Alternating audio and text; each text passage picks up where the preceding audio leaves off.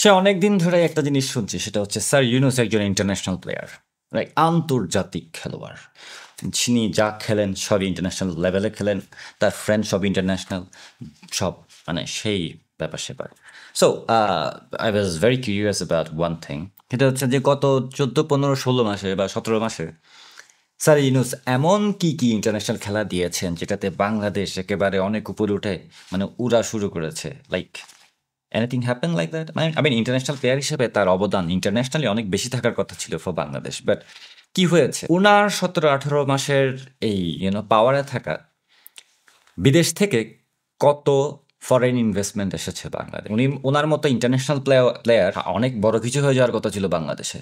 মানে দুনিয়ার সব দেশ একেবারে বিলিয়ন বিলিয়ন ডলার বাংলাদেশে ইনভেস্ট করার কথা ছিল এতদিনে। বাংলাদেশের রিজার্ভ হয়ে যাওয়ার কথা ছিল হচ্ছে $1 ট্রিলিয়ন মতো, মানে উনার কথা মতে বা উনার অরা, যেটা আর কি ইন্টারন্যাশনাল প্লেয়ার বলে কথা। So what did he do in the first 1 ইয়ার? কি হয়েছে বাংলাদেশে? কি করে উড়ে ফেলেছে? উনি তো প্রতি মাসে একবার করেই বিদেশে গিয়েছেন, নানা দেশ সফরে গিয়েছেন, কখনো জাপানে গিয়েছেন, কখনো ইংল্যান্ডে গিয়েছেন, আমেরিকায় গিয়েছেন। আই মিন লাইক তার বিদেশ সফরের কোনো শেষ ছিল না, 12 মাসে 13 বিদেশ সফর। এখন পাবলিকের কাছ থেকে ভরা খেয়ে যদিও চুপ হয়ে গেছেন, তেমন একটা বিদেশ সফর করছেন না। সৌদি আরবে যাওয়ার কথা ছিল, ক্যান্সেল করে গিয়েছেন, বাট গত 12 মাসে 13-14 বার তো বিদেশ সফর করে এসেছেন। সো এই সমস্ত বিদেশ সফর থেকে তার প্রাপ্তি কি? বাংলাদেশ নিয়ে ইন্টারন্যাশনাল মিডিয়াতে একটা পজিটিভ খবর পর্যন্ত নাই। উনার মতো এত বড় ইন্টারন্যাশনাল প্লেয়ার, কিন্তু বাংলাদেশ নিয়ে কোনো পজিটিভিটি নাই কোনো জায়গায়।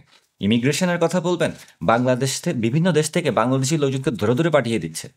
আমেরিকা থেকে তো হাত করার পরে পাঠিয়ে দিতে, আর যে দেশেই যায় সে দেশে একটা কাহিনী হয়ে যায়। উনি যে দেশে যায় সে দেশেই দেখা যায় যে অবৈধ বাঙালিদেরকে প্যাকেট করে পাঠিয়ে দিচ্ছে। ইতালিতে গেল, ইতালি থেকে কিছু পাঠিয়ে দিল, ইংল্যান্ডে গেল, ইংল্যান্ডে একই কাহিনী অবস্থা, মানে ভিসা ভিসা দিচ্ছে না।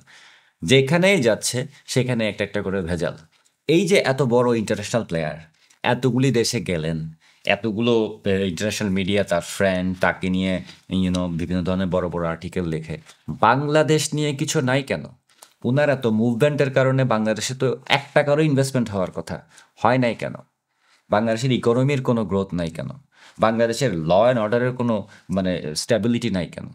হ্যাঁ, একটা বিশেষ দেশ থেকে উনি অনেক গুরুত্ব পেয়ে এসেছেন এতদিন, সেটা হচ্ছে পাকিস্তান। সেই পাকিস্তানের সাথেই উঠা বসা। পাকিস্তান ছাড়া বাংলাদেশকে আর কেউ পাত্তাই দিচ্ছে না। না আমেরিকা পাত্তা দিচ্ছে, না ইংল্যান্ড পাত্তা দিচ্ছে। হ্যাঁ, তারা তাদের অ্যাম্বাসিগুলি অনেক বড় বড় কথা বলে, লোকালি হ্যান করবো ত্যান করবো, হ্যাঁ আমাদের সাপোর্ট আছে, বাট দেশ, অ্যাম্বাসি না, ওই দেশগুলো থেকে স্যার ইউনূস আসলে তেমন কোনো পাত্তাই পাচ্ছেন না। একমাত্র পাকিস্তান থেকে পাত্তা পাচ্ছেন, সেজন্য বারবারই 2 দিন পর পরই হয় পাকিস্তান থেকে লোক বাংলাদেশে আসে, অথবা বাংলাদেশ থেকে লোক পাকিস্তানে যায়। কয়েকদিন পর পর আইএসআই এর লোকজন আসে, ওরা আবার চলে যায়, আবার নতুন গুলি আসে। তারা আবার বাংলাদেশে বিভিন্ন জায়গায় জঙ্গি ক্যাম্প করছে। পাকিস্তানের আর্মির লোকজন আসে, পাকিস্তানের সিকিউরিটির লোকজন আসে, ওয়াও, মানে সবই পাকিস্তান। পাকিস্তান ছাড়া স্যার ইউনূসের আর কোনো গতি নেই, মানে পাকিস্তান ছাড়া আর কোনো দেশই নেই। অথচ এই পাকিস্তান বাংলাদেশের থেকে এত বেশি পিছিয়ে পড়েছিল যে মানুষ হাসাহাসি করতো। স্বয়ং পাকিস্তানিরাই বলতো যে হ্যাঁ, আমাদের মতো, বাংলাদেশের মতো যদি একটা প্রধানমন্ত্রী আমাদের থাকতো, শেখ হাসিনা আমাদের কথা বলতেছি, যে বাংলাদেশের মতো প্রধানমন্ত্রী যদি একটা থাকতো তাহলে আমরা একটু খেয়ে পরে বাঁচতাম। যে দেশের মানুষ খেয়ে পরে বাঁচতে পারে না, সেই দেশ থেকে সারাদিন বাংলাদেশে আসে, এটা করবো সেটা করবো, ইউনিভার্সিটি করবো। What the hell man! আপনি এত বড় ইন্টারন্যাশনাল প্লেয়ার, পাকিস্তানের বর্ডারের বাইরে যেতে পারতেছেন না, কাহিনী কি? আপনার ইংল্যান্ডের সফরের রেজাল্ট কি? এই যে ইংল্যান্ডে গিয়েছিলেন, গেলেন তো তারেক জিয়ার সাথে দেখা করতে, বাট অ্যাকচুয়ালি তো বললেন যে রাষ্ট্রীয় সফরে যাচ্ছেন, রেজাল্ট কি? আপনি এখন পর্যন্ত কত টাকার ইনভেস্টমেন্ট আনতে পেরেছেন? ইলন মাস্কের কি জানি স্টারলিংক, ওই যে ইন্টারনেট, এটা তো আপনারা করেন নাই, এটা তো অনেক আগে থেকে আসার কথা ছিল। এগুলি নিয়ে পেপারে লেখালেখি হয়েছে, যখন আওয়ামী লীগ সরকার ক্ষমতায় ছিল তখনই স্টারলিংক আসছিল, এবং ওটা টেস্টিংয়ের জন্য 2টা ইউনিটে পাঠাইছিল তখন। হ্যাঁ, এরপরে কাহিনী হইলো, কাহিনীর পরে জুলাই আগস্টের কাহিনী হইলো, এরপরে বন্ধ হইলো, বাট ওইটা ছাড়া আর কি করেছেন? আর যেই একমাত্র সফলতা, যে ইলন মাস্কের স্টারলিংক বাংলাদেশে আসছে, 2000-এরও বেশি, 2000-এর কম গ্রাহক পেয়েছেন, বেশি না, 2000-এর বেশি না, মানে মাত্র 2000 ক্লায়েন্ট সাইন আপ করেছে for Starlink. Can you imagine? মানে মাত্র 2000।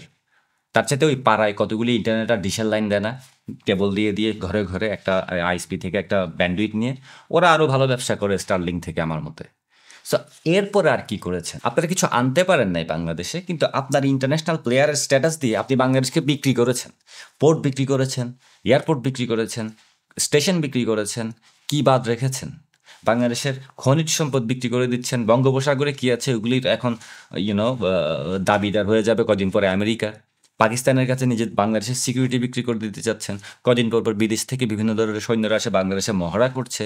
মানে কিসের কথা বলছেন? আর মায়ানমারের সাথে প্যাচ লাগাই দিচ্ছেন, একটা আরাকান আর্মির সাথে একটা প্যাচ লাগাই দিচ্ছেন, ওই দিক দিয়েও একটা কনফ্লিক্ট জোন হচ্ছে। বাংলাদেশের একমাত্র নেইবার ইন্ডিয়ার সাথে হস্টাইল রিলেশন করে ফেলেছেন, অথচ ভুলে গেছেন যে আপনার বাপের বাপের বাপ যত আপনার 14 বাপ আছে, সেই 14 বাপ ওই ইন্ডিয়ার চারিদিকে বর্ডারের মধ্যেই ছিল, রাইট? আর আপনি সেই ইন্ডিয়া মানে বাংলাদেশের একমাত্র প্রতিবেশী, তার সাথেই সম্পর্ক খারাপ করে ফেলেছেন। এমন ভাব যেন আপনি অনেক কিছু করে উল্টায় ফেলতে পারবেন। আপনি এরকম করে আঙ্গুল তুলবেন আর চারপাশে সব বেহুশ হয়ে যাবে। ব্যাপারটা অনেকটা এরকম, কিন্তু আপনার কোনো পাওয়ারই নেই। You don't have anything, you don't have a shade. বাংলাদেশে কি আপনি কি করেছেন যে ইন্ডিয়াকে বিট করার জন্য? ধরে নিলাম যে আপনি ইন্ডিয়ার সাথে যুদ্ধ করতে চান, ধরে নিলাম যে আপনি ইন্ডিয়াকে পিস অফ করতে চান, ইন্ডিয়ার সমকক্ষ হতে চান, ফাইন। কি করেছেন বাংলাদেশকে ওই জায়গায় নিয়ে যাওয়ার জন্য? হ্যাঁ, কদিন পর খালি পেপারে আসে টার্কি থেকে ড্রোন আসতেছে, অমুক জায়গা থেকে প্লেন আসতেছে। আরে ভাঙাচুরা পুরানো প্লেন, এগুলি আনি লাভ কি? কয়টা আনবেন? একটা দুইটা ড্রোন দিয়ে কি করবে বাংলাদেশ? দুইটা কি বলে 280 কিলোমিটার রেঞ্জের ব্যালাস্টিক মিসাইল চায়না থেকে আনতেছেন, কি লাভ? জাপানের সাথে কথা বলতেছেন রাডার ইকুইপমেন্টের জন্য, কি লাভ? এই 2-4টা জিনিস দিয়ে কি হবে? বড় কোনো কিছু করতে পেরেছেন? আপনারা বারবার বলছেন যে বাংলাদেশের ডিফেন্স সিস্টেমকে অনেক বেশি উন্নত করবেন। সেটা করতে হলে আগে তো বাংলাদেশকে স্বাবলম্বী হতে হবে, বাংলাদেশের ইকোনমি ঠিক করতে হবে। এরপরে গিয়ে আপনি বাংলাদেশের ডিফেন্স ঠিক করেন, অসুবিধা নেই। যেগুলি একটা প্রসেস অলরেডি ছিল, রাইট? বাংলাদেশের আর্মিকে, সেনাবাহিনী বলেন, নৌবাহিনী বলেন, শক্তিশালী করা হচ্ছিল একটু একটু করে। কিন্তু এর মধ্যে আপনি এমন কি ফান্ডামেন্টাল কাজ করে উল্টায় ফেলছেন যে বাংলাদেশ একেবারে খুব পাওয়ারফুল হয়ে গেছে, এতই পাওয়ারফুল হয়ে গেছে যে সবার সাথে মানে প্রতিবেশীর সাথে পিস অফ করতে পারে, আবার শত্রু দেশের সাথে চুমাচুমি করতে পারে, পাকিস্তানের কোলে বসে পাকিস্তানের পা মানে জুতা চাটতে পারে। আপনি তো রীতিমতো প্রতিদিনই নিজের জিহ্বা দিয়ে নোবেল পুরস্কার বিজয়ী হওয়ার পরও নিজের জিহ্বা দিয়ে পাকিস্তানি আর্মি অফিসারদের, পাকিস্তানি অফিসিয়ালদের জুতা চাটছে। একজন বাংলাদেশি হিসেবে এটা কত অপমানজনক জানেন? সো ইন্টারন্যাশনাল প্লেয়ার হিসেবে আপনি এমন কি করে উল্টাই ফেলছেন একটু হিসাব দেন। আপনার যারা বিদেশি বন্ধু, যেমন ধরেন ইউরোপ, আমেরিকা, এই সমস্ত দেশগুলো আপনার উপর যথেষ্ট পিসড অফ হয়ে আছে। কেন জানেন? আপনি তাদের প্রবলেম বাড়িয়ে দিয়েছেন, তাদের ইমিগ্রেশন প্রবলেম বাড়িয়ে দিয়েছেন। অবৈধ ইলিগাল মাইগ্রেন্ট যারা এখন আরও বেশি যাচ্ছে। কেন জানেন? আপনি বাংলাদেশের এমন হাল করেছেন যে মানুষ বাংলাদেশ থেকে পালাচ্ছে। স্বাভাবিকভাবে দেশের যে অবস্থা, ওখানে মানুষ খাইতে পারতেছে না, ওরা দেশে কেমনে থাকবে? সো বাংলাদেশ থেকে মানুষ অলরেডি এখন আগের চাইতে অনেক বেশি পরিমাণে পালাচ্ছে, অর্থাৎ সমুদ্রপথে ইউরোপে ঢোকার চেষ্টা করছে বা ইতালিতে ঢোকার চেষ্টা করছে এবং মরছেও। এবং যারা ঢুকতে পারছে তারা একটা বার্ডেন হয়ে যাচ্ছে এই সমস্ত দেশগুলির জন্য, তারা পিসড অফ হয়ে যাচ্ছে। স্বাভাবিকভাবে তাদেরও তো দোষ দিয়ে লাভ নেই, এই সমস্ত মানুষগুলিকে তো দোষ দিয়ে লাভ নেই, ওদের 12টা তো আপনিই বাজিয়েছেন। তার মধ্যে এখন আবার বাংলাদেশে আপনারা খুলেছেন জঙ্গি ক্যাম্প, অর্থাৎ টেরোরিস্ট ক্যাম্প। বিভিন্ন জায়গায় টেরোরিস্ট আপনারা বানাচ্ছেন, ট্রেনিং দিচ্ছেন। পাকিস্তান, জামাত শিবির, এদেরকে দিয়ে হরকাতুল জিহাদ হতে শুরু করে জেএমবি, সব জঙ্গিকে আপনারা ছেড়ে দিয়েছেন এবং তারাই আবার বাংলাদেশে এখন জঙ্গি উৎপাদন করছে, রাইট? এই সমস্ত জঙ্গিরাও আবার এই সমস্ত ইলিগাল মাইগ্রেন্টদের ভিতরে মিশে যাচ্ছে এবং তারা ইউরোপ, আমেরিকার বিভিন্ন দেশে চলে যাচ্ছে। স্বাভাবিকভাবে তাদের মাথা ব্যথার কারণ হয়ে গেছে, তাদের অলরেডি একটা জঙ্গি সমস্যা আছে। এবং এই সমস্ত নাটকের জন্য এবং জঙ্গি খেলার জন্য ইউরোপ, আমেরিকাও কিন্তু একেবারেই মানে একটা রিস্কের মধ্যে পড়ে গেছে, বিশেষ করে Europe. Believe it or not, ইউরোপের যারা এখন ক্ষমতায় আছে বা ইউরোপের যারা এগুলি নিয়ে কাজ করে, বিশেষ করে ইলিগাল ইমিগ্রেশন নিয়ে কাজ করে, তারা আপনাকে দিনে 3বার করে গালি দেয়। Do you know why? কারণ আপনাদের কারণে তাদের দেশটা অনিরাপদ হয়ে যাচ্ছে, কারণ আপনার কারণে তাদের দেশে বাংলাদেশ থেকে অবৈধ মানে মাইগ্রেন্ট যাওয়া বেড়ে গেছে এবং সেই সাথে সে সমস্ত অবৈধ ইলিগাল ইমিগ্রেন্ট যারা আছে তাদের ভিতরে টঙ্গিও ঢুকছে কয়েকটা। তারা এগুলিকে কীভাবে কন্ট্রোল করবে? তাদের দেশে তো কদিন পরপরই জঙ্গি সমস্যায় এক একটা অ্যাটাক হয়, রাইট? আপনি মোটামুটি বাংলাদেশ থেকে বিদেশে, ইউরোপে, আপনার বন্ধুদের দেশে জঙ্গি এক্সপোর্ট করছেন। এগুলি আপনি কিভাবে সামাল দিবেন ভবিষ্যতে? আই ডোন্ট আন্ডারস্ট্যান্ড, মানে আমার কোনো আইডিয়া নাই। তো ইন্টারন্যাশনাল প্লেয়ার হিসাবে ইন্টারন্যাশনালি বাংলাদেশের মান সম্মান শেষ করে দিয়েছেন সব জায়গায়, সেটা ইউরোপ হোক, আমেরিকা হোক, সেটা ইকোনমিক সাইডে হোক, সেটা ইমিগ্রেশন সাইডে হোক, সেটা যে কোনো ওয়েতে হোক, পুরা ধ্বংস করে দিয়েছেন। বাংলাদেশের এডুকেশন সিস্টেমকে এমনভাবে ধ্বংস করে দিয়েছেন আপনি যে এখন বিদেশিরাও বাংলাদেশের স্টুডেন্টদেরকে স্টুডেন্ট ভিসা দিতে চায় না। এমনিতে নর্মাল লিগাল ইমিগ্রেশনই তো বন্ধ করে দিচ্ছে, কারণ সবগুলি ভুয়া, আপনাদের লোকজন সব ভুয়া। আর আপনার প্ররোচনায় এসে মানুষ লাল প্রোফাইল পিক লাগাইছিল ফেসবুকে, এখন যার লাল প্রোফাইল লাল, যে লাল বদর, তাকে ভিসা দিবে না, কারণ সে যে জঙ্গি সন্ত্রাসী এটা তারা মুখে না বললেও মনে মনে জানে।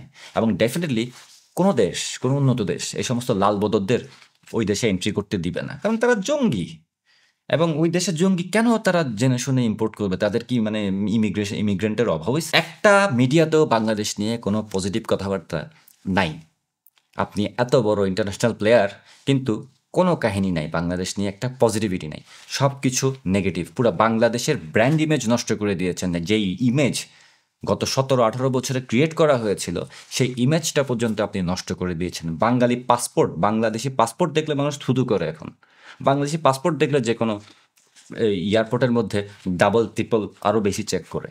মুসলমান বলে না, ওই কথা বললেন না, জাস্ট বাংলাদেশি পাসপোর্ট বলে এমন হাল করেছেন যে নর্থ কোরিয়ার কিম জং উনের যে দেশ নর্থ কোরিয়া আর বাংলাদেশের পাসপোর্ট সিমিলার ক্যাটাগরি, জঙ্গি ক্যাটাগরি। এবার আপনি হচ্ছেন ইন্টারন্যাশনাল প্লেয়ার, ইন্টারন্যাশনালি বাংলাদেশকে একেবারে খেয়ে ফেলেছেন। এখন আপনার কেমন লাগছে? অবশ্য আপনার কিছু যায় আসে না, আপনার তো বিভিন্ন দেশের পাসপোর্ট আছে, বাট আপনাকে তো জবাব দিতে হবে। জবাব দিতে হবে না? এই যে বাংলাদেশিদের এত বড় ক্ষতি করে ফেলেছেন, পুরো একটা জাতিকে নষ্ট করে ফেলেছেন আপনি, এটার জন্য আপনাকে জবাব তো দিতে হবে স্যার। যদি জবাব না দেন তাহলে কিভাবে হয়? জবাব হয় আপনি দিবেন, আপনার ফ্যামিলি মেম্বাররা দিবে, আপনার প্রতিষ্ঠানগুলি দিবে, আপনি যত কিছু করেছেন, আপনার যত লিগেসি আছে, সেই লেগেসিগুলি দিয়েই আপনাকে জবাব দেওয়া হবে। জবাব তো আপনাকে পেতেই হবে, রাইট স্যার? আপনি যে কত বড় ইন্টারন্যাশনাল প্লেয়ার এটা এখন সবাই জানে, এবং ইন্টারন্যাশনালি যে বাংলাদেশের 12টা বাজিয়ে দিয়েছেন এটা এখন সবাই জানে। শুধু যে আপনি না জানেন, আমরা জানি তা না, দেশের মানুষ জানেন তাই না, আপনার যারা বিদেশি বন্ধু আছে তারাও আপনাকে হাতের কাছে পেলে সম্মান করবে না, বরঞ্চ অসম্মানই করবে। They are very disturbed about you. আপনার মান সম্মান বলতে না দেশেও কিছু আছে না বিদেশেও কিছু আছে।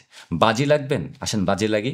আগামী মাসখানেকের মধ্যে আপনার যে লেগেসি, আপনার যে ইন্টারন্যাশনাল প্লেয়ার স্ট্যাটাস, ওইটা আপনাকে নিউ লোতে নিয়ে যাবে, নিউ ডাউনে নিয়ে যাবে, যেটা আমার মনে হয় না আপনি সহ্য করতে পারবেন। শক্ত করে ধরে বসবেন এগুলি দেখার আগে, একদম শক্ত করে ধরে তারপর এগুলি ফেস করবেন, কারণ ঠাস করে যদি পড়ে যান তখন আপনারা বাঁচাতেও কেউ আসবে না। Have a good one.